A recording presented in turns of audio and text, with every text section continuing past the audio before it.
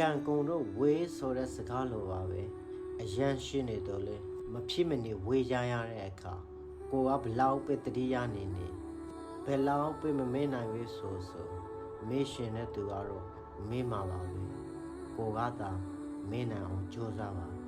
လူတွေတဦးနဲ့တဦးတွေးဆုံကြရတယ်ဆိုတာကရှေးရည်စက်ကြောင်းပါပဲရှားခဲ့ဘူးတဲ့ရည်စက်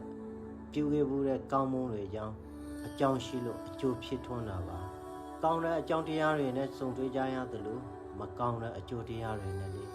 စုံတွေ့ကြရတာပါပဲတွေးနေပါလေရဲ့နဲ့မခိုးဖြစ်တော့တာခိုးနေပါလေရဲ့နဲ့ပြန်မပြိုးဖြစ်တော့တာပြုတ်နေပါလေရဲ့နဲ့ရုတ်တရက်ပျောက်ကွယ်သွားကြတာတွေကဘဝအဆက်ဆက်ကပြိုးခဲ့ဘူးတဲ့ရေစက်တွေကုန်ဆုံးသွားလို့ပါပဲအတူမရှိတော့မြတ်ဗုဒ္ဓကဟောကြားခဲ့ဘူးလေပေးဆက်စရာတွေဝတ်ကြွေးတွေကုန်ဆုံးသွားတဲ့အခါကျရင်ခွေခွာရှင်းတဲ့နှုတ်ဆက်ရှင်းဟာသူ့အလိုလိုသူ